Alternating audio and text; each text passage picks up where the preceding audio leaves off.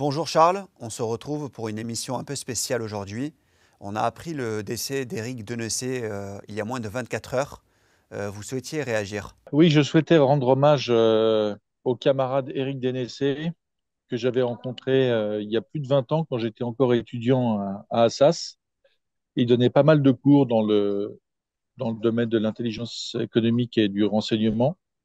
Je m'étais d'ailleurs procuré, je conseille à nos auditeurs de se procurer, ça doit se trouver sur Internet, deux de ces très bons ouvrages avec lesquels j'ai démarré un peu ma carrière, ma carrière professionnelle. En tout cas, j'ai terminé ma carrière, enfin ma vie d'étudiant.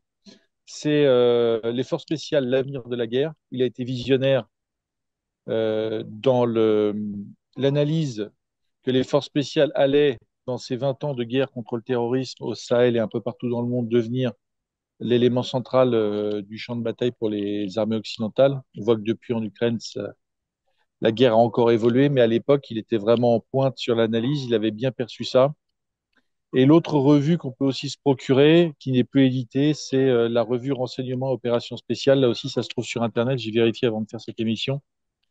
Et c'était vraiment deux excellents ouvrages. Et je l'ai connu comme ça. Et c'est vrai que il a.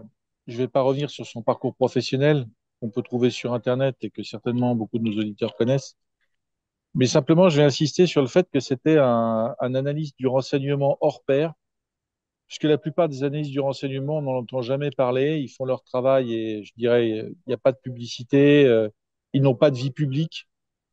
Et Eric, lui, avait décidé d'entrer dans la vie publique pour quelque part contribuer à rendre accessible au grand public ces problématiques liées au renseignement.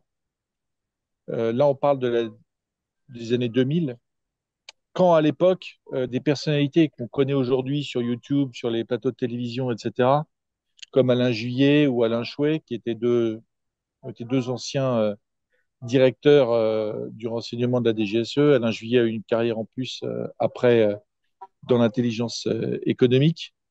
Mais à l'époque, ils n'étaient pas nombreux à pouvoir et à vouloir prendre le micro et à passer devant la caméra et à écrire des ouvrages. Et Eric lui avait choisi ce chemin qui lui a réussi, puisque je crois qu'il a édité plus de 29 ouvrages.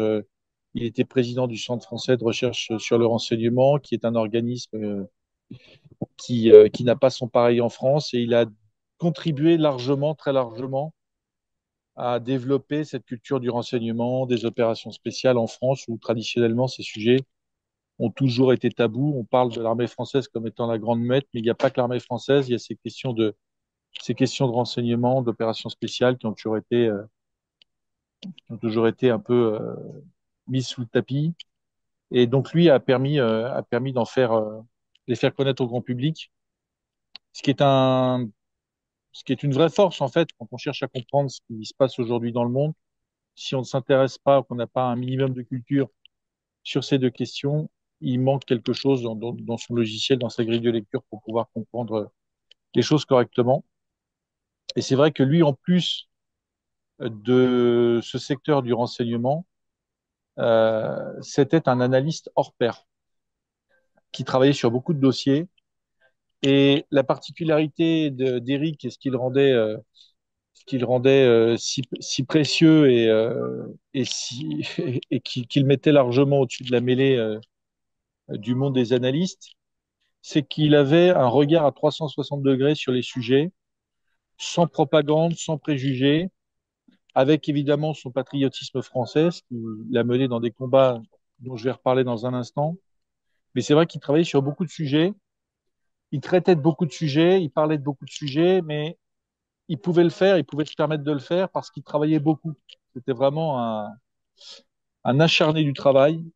Et ce n'est qu'à cette condition qu'on peut effectivement avoir une analyse sur des sujets transnationaux, sur des sujets internationaux, sur aussi bien des sujets européens que des sujets asiatiques. Eric connaissait bien l'Asie, des sujets africains, euh, tout en restant crédible parce que pour pouvoir traiter de tout ça, il faut avoir les connaissances. Et Eric était vraiment quelqu'un d'extrêmement cultivé et qui avait qui savait analyser, remettre les choses en perspective sans faire de propagande. J'insiste là-dessus. C'est très important avec Eric. Aujourd'hui, on voit beaucoup de propagandistes, que ce soit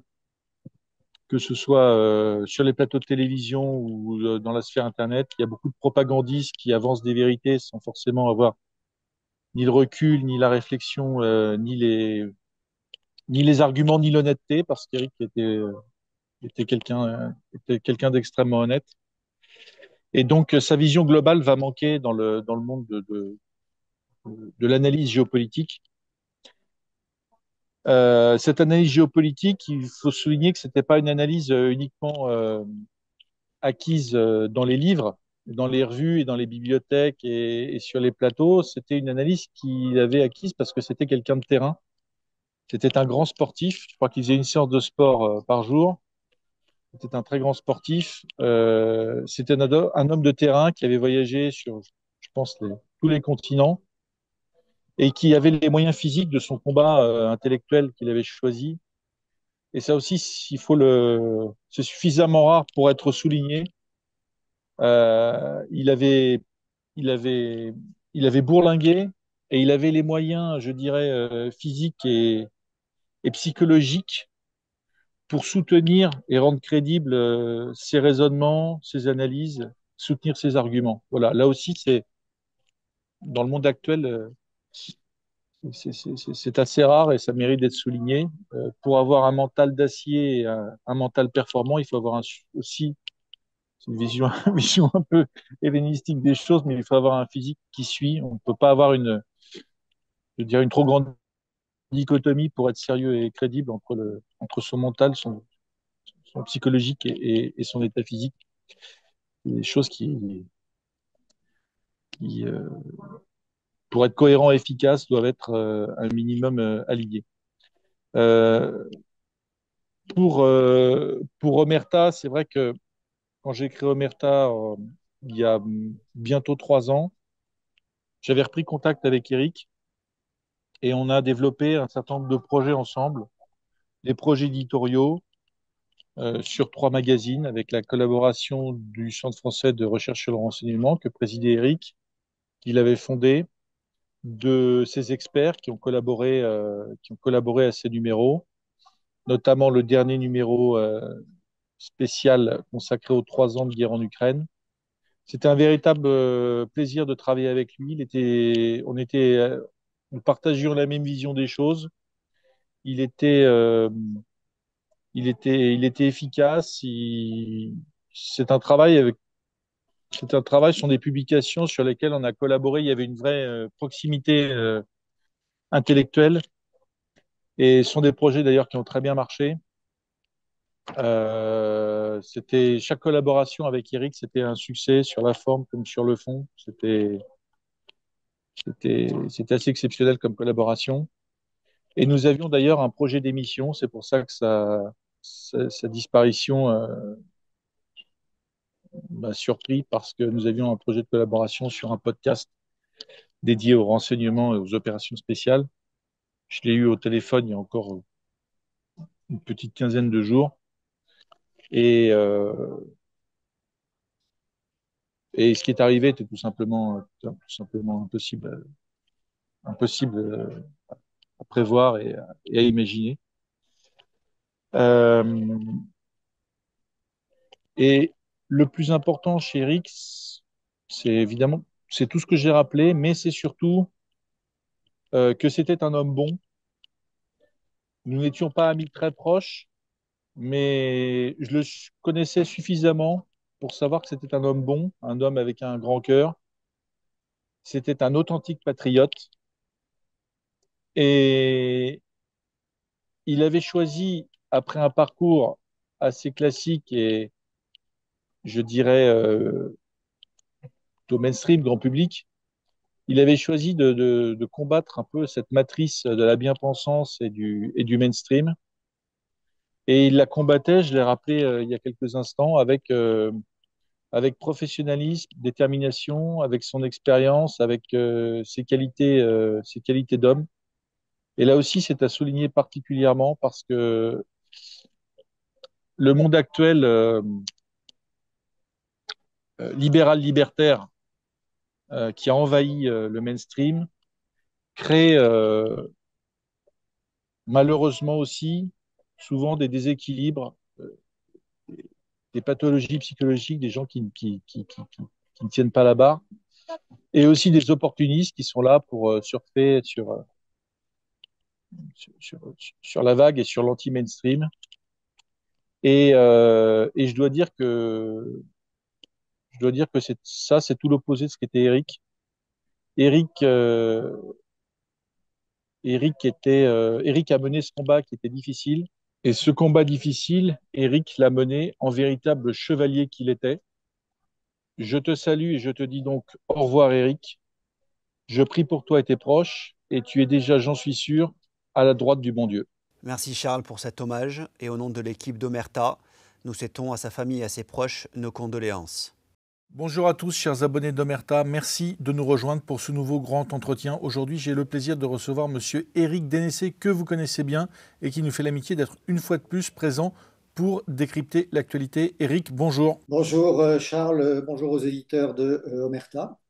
Je rappelle que tu es spécialiste du renseignement, président du Centre français de recherche sur le renseignement, le CF2R, et que tu as dirigé un dossier spécial publié dans le magazine Histoire Magazine, dossier consacré à l'histoire du renseignement et de l'espionnage de l'Antiquité à nos jours. Est-ce que tu pourrais dire à nos auditeurs, sans révéler l'intégralité du dossier évidemment, mais qu'est-ce qu'on peut retrouver dans ce dossier spécial ?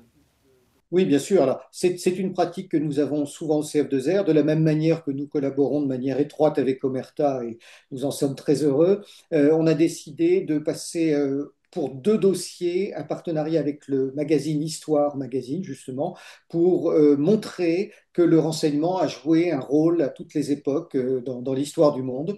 Et donc, ces deux dossiers vont couvrir une quinzaine d'épisodes majeurs de l'histoire du renseignement de l'Antiquité à la Seconde Guerre mondiale.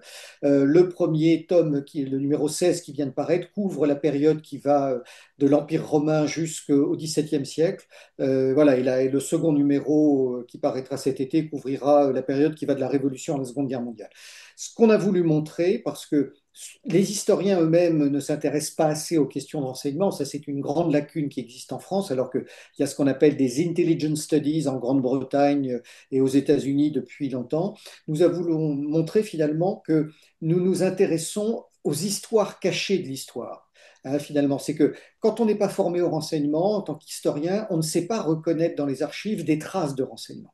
Et là, à travers les différents auteurs que nous avons réunis pour ce dossier, nous avons un certain nombre qui sont des professeurs d'université, d'autres sont des anciens du renseignement et qui ont à chaque fois mis l'accent sur des épisodes très intéressants.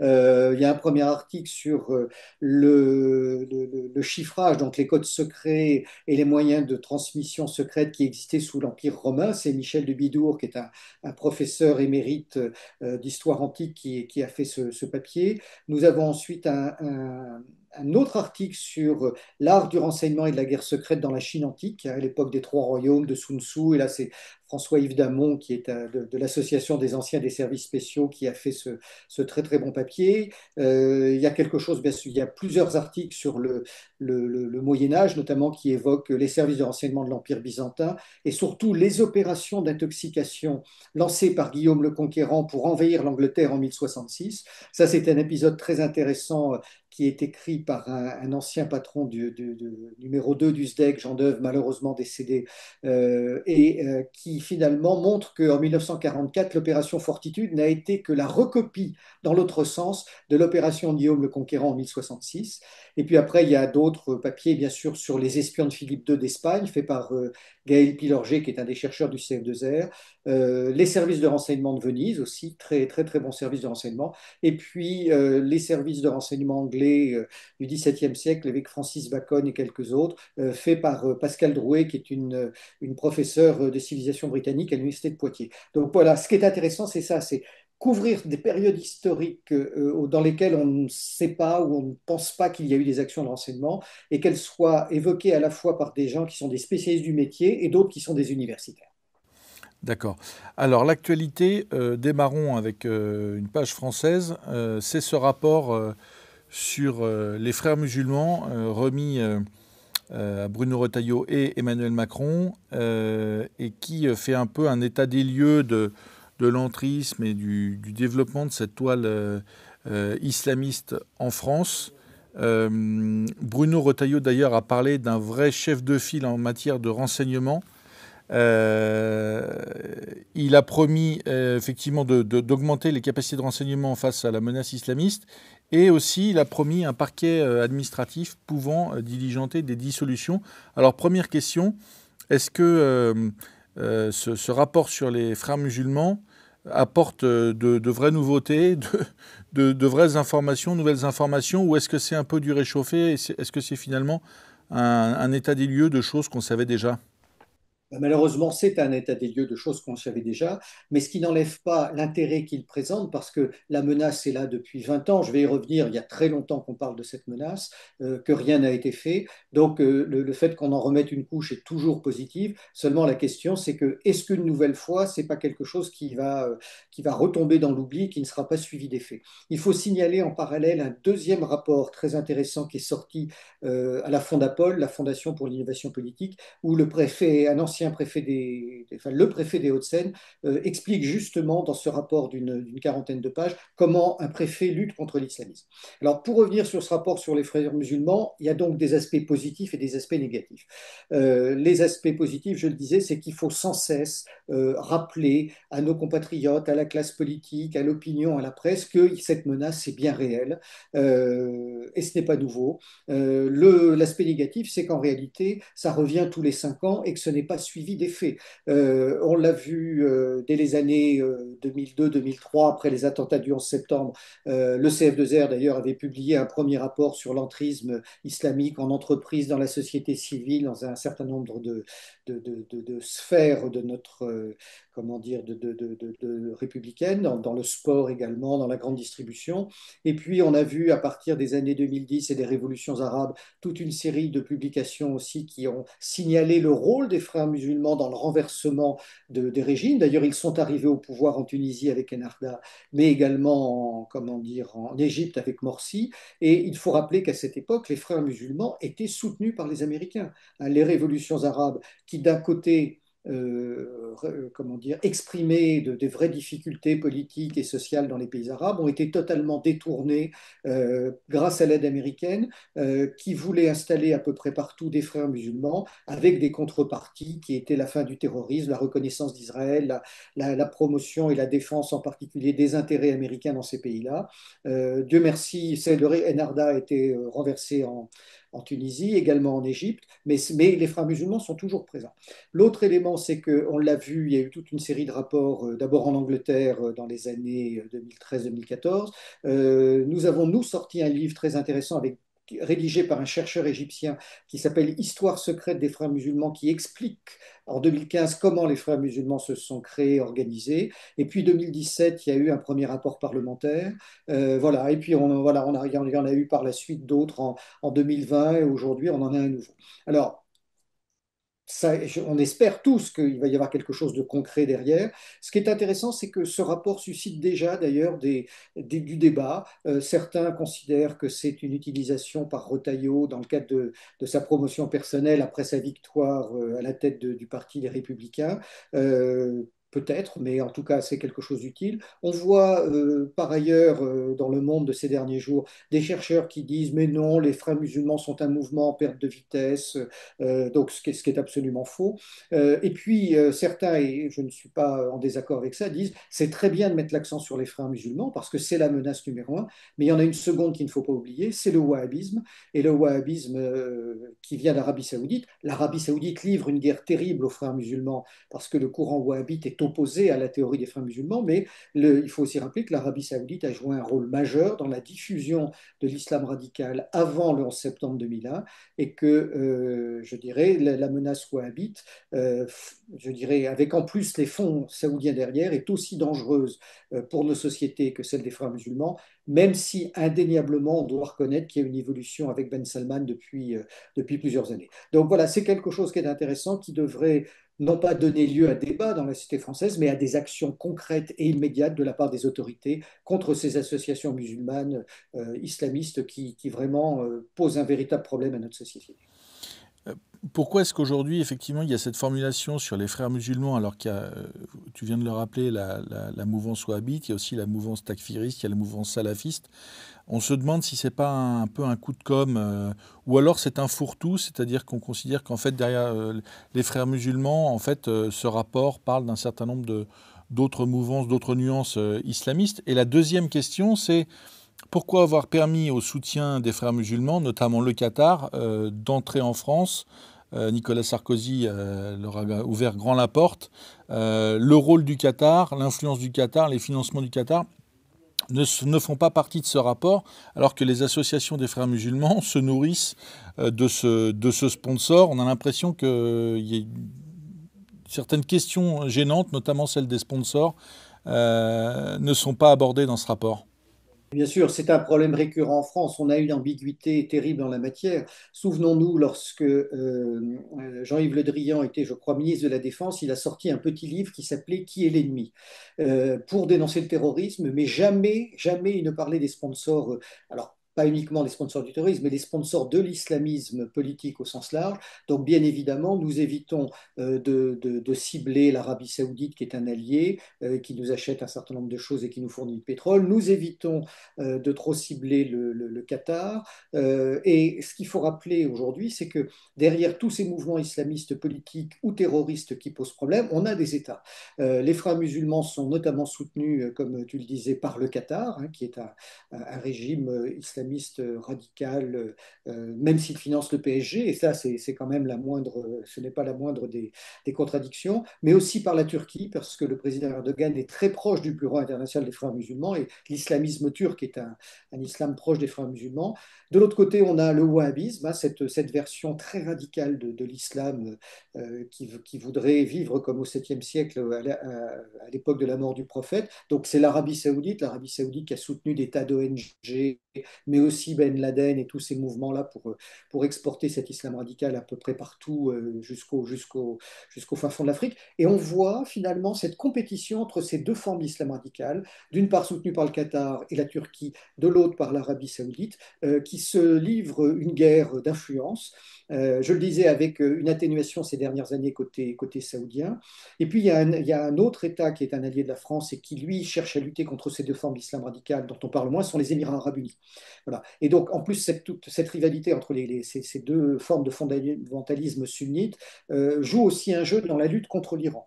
Et malheureusement, les autorités françaises, aujourd'hui, ont toujours cette focalisation sur l'Iran, sur le chiisme iranien. Alors, l'Iran n'est pas un État allié de la France, nous avons toujours des otages sur place, mais encore une fois, nous surdimensionnons la menace et le danger iranien et nous sous-dimensionnons la menace islamistes radicales venant d'Arabie saoudite, de Turquie et du Qatar, parce que ce sont des pays avec lesquels nous avons des relations diplomatiques développées. Quel rôle ont pu jouer les services de renseignement français dans la constitution de ce rapport, dans la rédaction, dans la préparation de ce rapport? Alors, a priori, le rapport a été pas mal expurgé pour des questions de sécurité, c'est-à-dire même le nom des deux rapporteurs n'est pas, on le trouve, mais on ne le trouve pas facilement. Les personnes interrogées ont été enlevées de la liste, ce qui montre à la fois que l'on cherche à les protéger, mais que l'on a peur qu'il leur arrive quelque chose, que ce soit des dénonciations par la presse, mais aussi, pourquoi pas, des tentatives d'attentat. Voilà, c'est bien de dénoncer les frères musulmans, mais encore une fois, c'est un mouvement qui est extrêmement dangereux, mais il n'y a pas que lui. Voilà, donc les services de renseignement français, et notamment la DGSI comme la DGSE, ont emporté, je n'en doute pas, de nombreuses informations. Il faut dire que depuis le début des années 2005, Alain Chouet, l'ancien directeur du service de renseignement de sécurité qui a fait plusieurs ouvrages, ne cesse de dénoncer ce problème. Et encore une fois, comment dire, les informations qu'il donne, les alertes qu'il a lancées sont restées un peu lettre morte.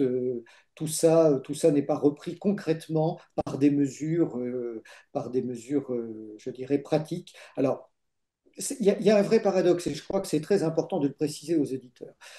Nous sommes un pays laïque, ça veut dire quoi? Ça veut dire que en France, il n'y a pas de relation entre l'État et les religions et surtout que nous sommes dans un pays dans lequel les gens qui croient et les gens qui ne croient pas ont les mêmes droits. Et quand on regarde l'histoire de France, on se rend compte d'une chose, c'est que nous sommes le pays qui a le plus tué les représentants de sa religion majoritaire.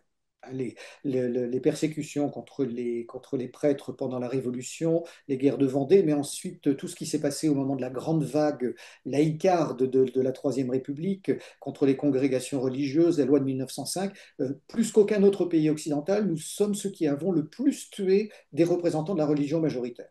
Or, aujourd'hui, nous n'appliquons même pas ces mêmes principes à une religion qui est extérieure et qui pose un problème de sécurité à la France. C'est-à-dire que si nous reprenions un certain nombre de lois antireligieuses de la Troisième République et que nous les appliquions à l'islam radical en France, le problème serait réglé aujourd'hui. Mais finalement, nous donnons un statut privilégié à cet islam radical dont beaucoup de prédicateurs viennent de l'étranger et nous ne nous comportons même pas vis-à-vis d'eux comme nous nous sommes comportés vis-à-vis des représentants de la religion catholique dans notre histoire au XVIIIe et XIXe siècle.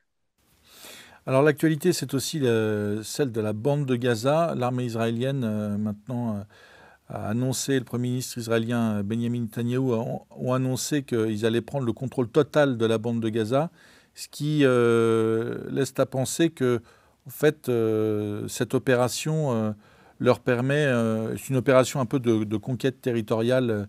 On est largement au-delà du 7 octobre. Il y a maintenant le désir de afficher, revendiquer, assumer, de contrôler l'intégralité de ce territoire. Et il y a une fuite en avant qui est totalement incroyable, irresponsable et je dirais inhumaine de la part du régime de Netanyahou.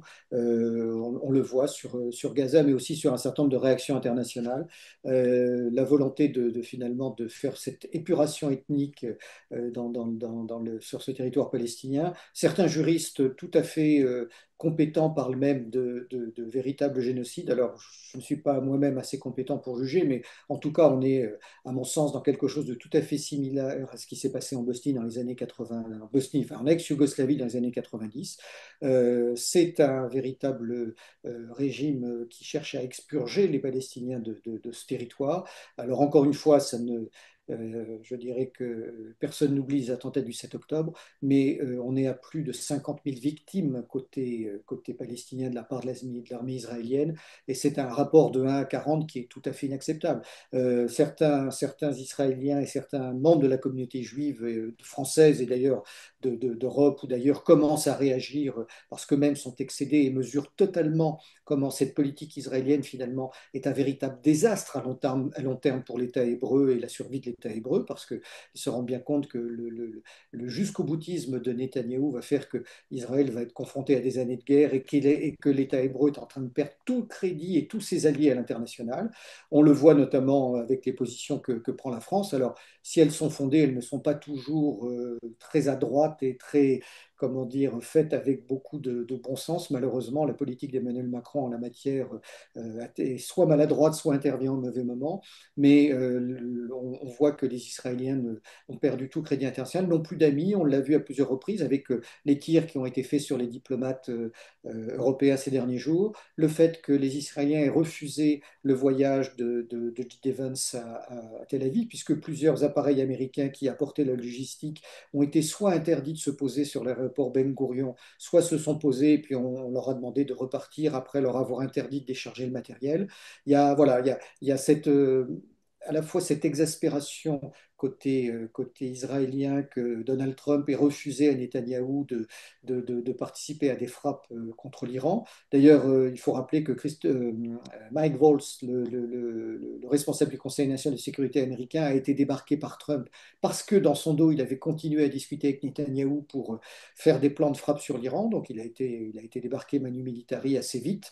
Donc, voilà, il y a un fossé qui est de plus en plus important entre Israël et les États-Unis. On l'a vu aussi parce que Trump a négocié avec les Houthis qui cessent leurs frappes en mer Rouge contre les pétroliers, mais ne cessent pas leurs frappes contre Israël. Et voilà, les Israéliens, et encore une fois, Je fais une différence entre les équipes de Netanyahou qui sont aujourd'hui majoritaires au Parlement et comment dire, dans la conduite de la politique, qui sont dans l'excès le plus total. C'est bien sûr Modric, Ben Gvir, Netanyahou, mais aussi les chefs d'état-major des armées. Et puis en face, on a quand même une opposition très active, ce qu'on ne perçoit pas toujours en Occident, qui ne représente malheureusement que 30, 35, peut-être un peu plus en pourcentage de l'électorat. Mais on a vu des manifestations très importantes dans la rue. On voit aussi toute une série de manifestations des forces armées, que ce soit des responsables de la marine, de l'armée de terre ou de l'armée de l'air qui s'opposent à la poursuite de la guerre. Des pilotes d'un escadron de l'armée de l'air ont révélé il y a quelques jours des informations sur les plans de frappe en Iran, disant qu'ils les révélaient parce qu'ils s'y opposaient. On a vu aussi de très nombreux représentants des services de renseignement, que ce soit le Mossad, le Shin Bet, l'unité 8200, alors du niveau, je dirais, du simple opérateur jusqu'à celui d'anciens patrons de service. Il y en a au moins trois, dont Dany Yatom, qui eux-mêmes ont fait un certain nombre de courriers et de prises de position extrêmement virulentes contre le gouvernement Netanyahou. Donc il y a ce vrai, je dirais, il y a malgré tout une forme de vraie vivacité démocratique, mais qui ne sert à rien aujourd'hui, puisque Netanyahou continue à avoir les cartes en main. Et je dirais, le régime israélien est aujourd'hui dans une espèce de logique de vengeance exterminatrice qui est totalement ahurissante. Est-ce que ce jusqu'au boutisme et la mise en place d'une forme de projet un peu messianique, ultra-religieux, n'est pas à même de provoquer une rupture entre Netanyahou et Donald Trump? Ben, ça a commencé à l'être, tu as tout à fait raison, c'est le débat que l'on commence à mesurer. Alors, à la fois sur un plan politique, bien sûr, parce que c'est quelque chose dont les Américains et l'équipe de Netanyahou se rendent compte, n'est pas bénéfique ni finalement pour l'existence à long terme de l'État hébreu, mais surtout pour l'équilibre du Moyen-Orient et les affaires que veulent y faire les Américains. C'est aussi quelque chose qui risque fort de continuer à encourager le terrorisme islamiste contre l'Occident en règle générale. Donc voilà quelque chose de premier aspect. Et puis le deuxième aspect qui est aussi très important, c'est les problèmes relationnels. Trump est exaspéré par Netanyahou et inversement. On sait aujourd'hui que Netanyahou et Macron ne se parlent pas. Donc à l'époque qui est la nôtre, finalement, où il y a eu beaucoup de rapprochements entre tous les chefs d'État et de gouvernement depuis quelques années, ce qui est à un niveau de complicité qui n'existait pas, je dirais, il y a encore 20 ans, eh bien, cette proximité se traduit parfois par des ruptures de relations personnelles qui sont très dommageables. Et on l'a vu entre les dirigeants européens et les dirigeants russes. On le voit en ce moment entre certains dirigeants européens. Et d'ailleurs, on voit dans l'équipe de Trump que des gens comme Jared Kushner ne sont plus en première ligne dans les discussions avec l'État hébreu. Ça montre bien qu'il y a une évolution très marquée.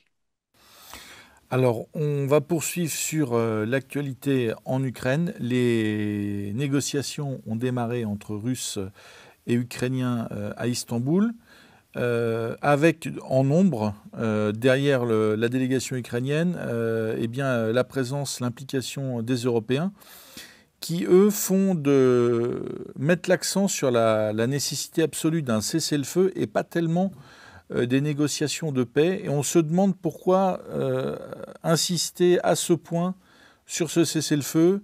Les Européens ont menacé la Russie de nouvelles sanctions. D'ailleurs, il y a un nouveau train de sanctions qui a été adopté il y a 15 jours. Maintenant, il y a une menace sur le G7.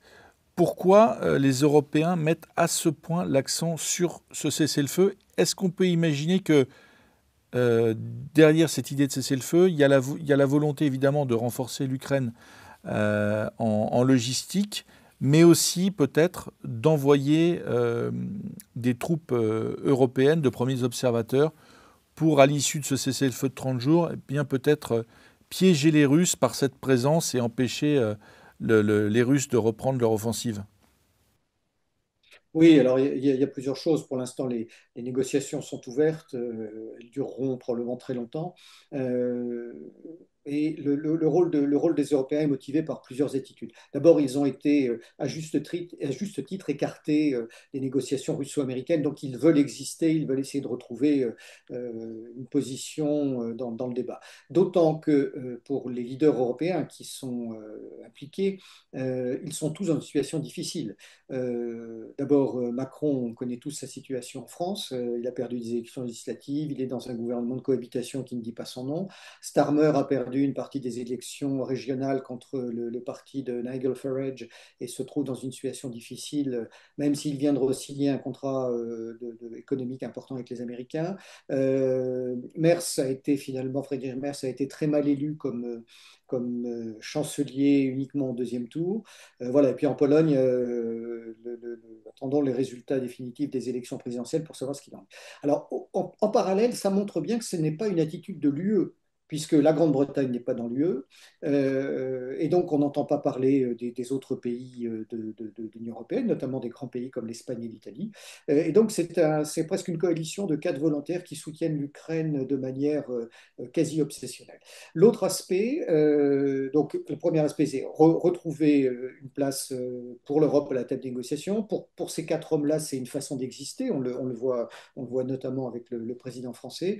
Derrière ça, c'est aussi une façon de faire exister l'Europe et de relancer notre économie qui a été détruite par les positions tout à fait contre-productives que nous avons prises depuis le début de ce conflit. Et puis après, il y a aussi l'aspect des relations, c'est-à-dire que ces dirigeants se sont engagés à fond avec l'Ukraine et aujourd'hui ne veulent pas changer d'avis, alors qu'il y a une obstination qui est absolument incompréhensible, alors que la situation de terrain, la situation diplomatique évolue. Eh bien non, ils restent de manière tout à fait acharnée et je dirais, inutiles sur des positions qui sont aujourd'hui totalement, je dirais, totalement dépassées et ils continuent à nous entraîner un peu plus vers une chute définitive. Je ne crois pas une seconde que les Russes accepteront la présence de troupes européennes en Ukraine, même pas de l'autre côté du Dniepr. Et d'ailleurs, on voit bien que dans le cadre de ces négociations, les Russes parviennent à faire à peu près ce qu'ils veulent. Alors, on peut dire que c'est pas une position constructive, mais je crois qu'il faut aussi rappeler l'histoire. Demander un cessez-le-feu n'a pas de sens. Les négociations ont lieu d'abord et doivent déboucher sur un cessez-le-feu qui ensuite doit déboucher sur un plan de paix, mais on ne commence pas par un cessez-le-feu. Dans l'histoire, je crois que les cas dans lesquels il y a eu un cessez-le-feu sont tout à fait mineurs. Si on reprend la guerre du Vietnam, par exemple, les négociations entre Washington et Hanoï ont duré pendant plusieurs années avant qu'on parvienne à quelque chose. Donc on peut faire la guerre et négocier en parallèle. Ce que les Européens essaient de dissimuler, ils considèrent qu'on doit d'abord avoir un cessez-le-feu. Cessez-le-feu qui, vu par les Russes, bien sûr, ne servirait qu'à donner un peu de répit à l'armée ukrainienne qui est en train de perdre pied. Et bien sûr, c'est ce que Moscou ne veut pas. Mais alors justement, quel est le sens Parce qu'on voit qu'Emmanuel Macron est arc-bouté sur ce cessez-le-feu. Et si ça ne s'est jamais fait, ce que tu viens de rappeler dans l'histoire, il y a bien une raison derrière. Est-ce que c'est pour tout simplement mettre les Russes dans l'impasse et pouvoir justifier la poursuite de la guerre en se plaçant un peu en position de victime ou en position en fait, de celui ayant proposé la paix et s'étant vu opposer une fin de non-recevoir. Est-ce qu'il y a une volonté des dirigeants européens de, malgré tout, continuer cette guerre en Ukraine et de continuer leur soutien massif à l'armée ukrainienne? D'abord, le soutien n'est pas massif. On voit la faiblesse de nos capacités de production d'armes et de munitions vis-à-vis de l'Ukraine, enfin que nous donnons à l'Ukraine. Non, Emmanuel Macron est dans une logique je dirais, tout à fait jusqu'au boutiste, comme s'il ne voulait pas se dédire de ce qu'il dit, de ce qu'il fait depuis plusieurs années. Effectivement, le point commun de ces Européens, c'est que ce sont des anti-russes tous. Et d'ailleurs, on se demande ce que la France fait parmi eux, parce que la Pologne est un pays anti-russe avec de bonnes raisons. L'Ukraine, que nous soutenons, bien sûr, on sait très bien qu'elle est totalement anti-russe. Les Britanniques, par atavisme, le sont aussi. Les Allemands, c'est un peu plus surprenant, et les Français, c'est quand même, nous sommes quand même la nation qui avait les meilleures relations historiques avec la Russie depuis plusieurs siècles. Donc on a là une véritable obstination, mais encore une fois, l'actuel président français n'a pas d'autre solution pour exister que de s'agiter sur la scène internationale. Il le fait depuis 3 ans sur l'Ukraine, il essaie de le faire un petit peu en ce moment sur ce qui se passe comment dire, au Proche-Orient également. Je crois qu'il ne faut pas y voir d'autres intérêts, parce que si on analyse la situation froidement, ça ne sert en rien ni les intérêts de la France ni les intérêts de l'Europe. Donc on est en permanence dans la montée aux extrêmes du discours sur la menace russe, sur les risques d'invasion par l'armée russe dans quelques années de l'Europe, sur les risques d'invasion de la Finlande. Ça reste finalement la même rhétorique qu'on nous sert, réchauffée ou présentée légèrement différente, de manière différente depuis quelques années. L'autre aspect, c'est aussi d'une certaine manière de s'opposer à la politique de Trump, parce que là encore, les dirigeants européens qui avaient pris le parti de Biden lors des dernières présidentielles ont été finalement désavoués par l'opinion et par l'électorat américain, et aujourd'hui savent très bien que Trump ne leur fait pas de cadeau. Et donc c'est aussi une façon de s'opposer à lui, d'essayer de construire une Europe, et une Europe de la défense dont finalement les peuples ne veulent pas. Voilà, donc il y a ce divorce et cette distanciation de plus en plus importante entre ces élites européennes et les peuples eux-mêmes. Est-ce qu'on peut imaginer que si Donald Trump las de ces négociations qui n'aboutissent pas, dans le même temps désireux de démarrer de nouvelles relations avec la Russie, peut-être même un partenariat dans certains domaines, freine ou diminue largement l'aide à l'Ukraine à la rentrée? Est-ce que l'armée ukrainienne, avec le soutien des Européens, pourrait continuer cette guerre de haute intensité au niveau qu'elle mène aujourd'hui? Non, moi je pense que Trump, à un moment ou à un autre, jettera l'éponge. Alors, est-ce qu'il le fera de manière abrupte avec une rupture immédiate de tous les soutiens en matière de renseignement, de financement et de livraison d'armes à l'Ukraine? Je ne pense pas que ce sera aussi violent, d'autant qu'il y a dans l'administration américaine des gens qui maintenant sont quand même très engagés aux côtés des Ukrainiens, et je pense à la CIA qui, d'une certaine manière, pourrait continuer, indépendamment de ce que le président lui demandera, de jouer un rôle favorable auprès de Kiev, ou en tout cas de demander aux Européens de le faire. Donc ce sera, à mon sens, une réduction plus progressive qui ne fera qu'accélérer la vitesse d'élitement de l'armée ukrainienne. Il ne faut pas oublier non plus que Trump a quand même intérêt à ce que le contrat sur les terres rares et les minéraux qu'il a signé avec l'Ukraine soit honoré, de la même manière qu'il veut en signer un avec la Russie. Donc il a intérêt à ce que ce conflit se termine, hein, donc ça c'est très clair pour lui. Et de toute façon, il a des moyens de pression sur les Européens, parce que parmi tout le matériel militaire que les Européens donnent à l'Ukraine, il y en a beaucoup qui sont soit des matériels américains, soit qui ont des composants américains. Donc il y aura de toute façon des possibilités de pression, mais il y aura aussi également des tentatives de la part des Européens d'essayer de se substituer avec nos faibles moyens d'aide à l'Ukraine. Donc le conflit pourrait durer plus longtemps. De toute façon, ce qui va être le plus déterminant, c'est qu'est-ce qui se passera lorsque la Russie aura atteint les frontières des 4 oblasts qu'elle a fini par intégrer au sein de la fédération. Est-ce que l'armée s'arrêtera à ce moment-là? Est-ce qu'elle ira plus loin? C'est pour moi l'élément majeur qui déterminera l'évolution du conflit. On a parlé des dégâts qu'ont causé la coupure du renseignement américain au moment de la contre-offensive russe dans la région de Koursk, en particulier sur la ville de Soudja. Ce renseignement occidental, il est fondamental pour l'armée ukrainienne, au même titre, peut-être à la même hauteur que la fourniture d'armes et de munitions. Quelle est la part aujourd'hui dans ce renseignement occidental du renseignement américain, peut-être aussi du renseignement français? Est-ce que la France fournit des capacités de renseignement aux Ukrainiens? Tout d'abord, l'essentiel du renseignement est fourni par par les Américains de manière très claire. Alors, je ne sais pas dire si c'est plus de la moitié, est-ce que c'est 60, est-ce que les 2 tiers, les 3 quarts.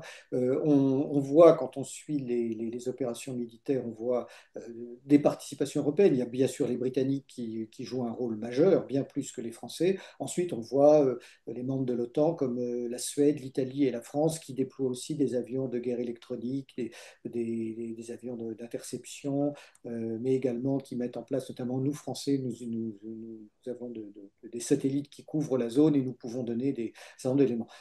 C'est pareil en matière de transmission pour le guidage d'un certain nombre de missiles, de drones qui doivent être connectés à des satellites de communication et de GPS.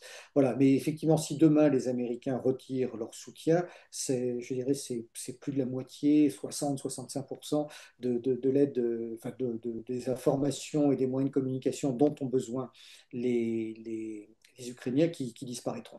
Donc oui, ce sera un coup très dur, mais ce ne sera pas une rupture complète, puisque les Européens pourront peut-être monter un petit peu en puissance, mais sans du tout rétablir la jauge, quoi. Éric Dénessé, merci pour cet entretien passionnant. Je rappelle à nos auditeurs de se procurer l'excellente revue Histoire Magazine avec le dossier spécial réalisé par les équipes du CF2R, de s'abonner à cette chaîne YouTube pour ceux qui ne l'ont pas encore fait, de liker, commenter, partager cette vidéo. Je vous dis à très bientôt. Merci Éric.